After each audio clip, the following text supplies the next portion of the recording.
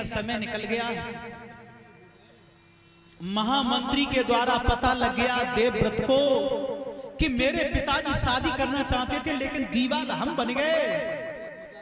तो घोड़ा पर सवार होकर के चले। मेरे भगवत श्रोताओं, देवव्रत ने जाकर के शांतनु महाराज से कहा कि तुम अपनी बेटी का विवाह हमारे पिताजी से कर दीजिए। निषाद राज बोले शादी के लिए आज भी तैयार हैं हम, उस दिन भी तैयार थे, लेकिन शर्त है। देवव्रत गंगा के 8वें पुत्र बोले तो शर्त क्या है? बोले शर्त यह है मेरी बेटी के जो संतान होगी वो हसनापुर की राजगद्दी की मालिक बनेगी। देवव्रत विचार कर रहे जहां में दीवाल शादी में तो हम हैं, पिताजी ने राजगद्दी तो हमें सौंप रखी है, युवराज हमें बना दिया है। बोले कोई बात नहीं, वैसे तो पिताजी के बाद राजगद्दी हमारी होती, लेकिन शादी की बात है तो राजगद्दी पर नहीं बैठूंगा, लेकिन विवाह कर दो तुम अपनी बेटी का मेरे पिता से।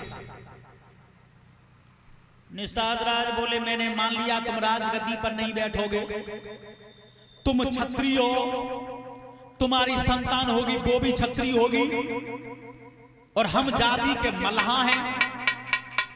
मेरी बेटी की संतान से और तुम्हारी संतान ने राजगद्दी छीन ली तो इसका जिम्मेदार कौन होगा?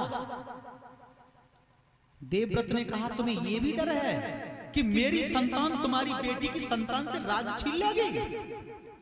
तो कोई बात नहीं, मैं अपनी मां गंगा की कसम खा करके कहता हूं,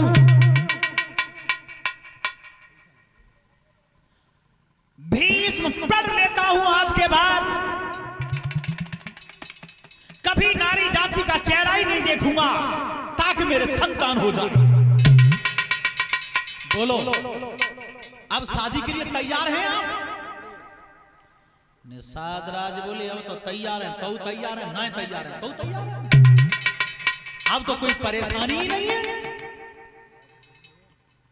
शांतनु महाराज को जब ये पता लग गया, देखा गंगा के 8वें पुत्र का त्याग, आज के जमाने की दशा YouTube पे देखा होगा,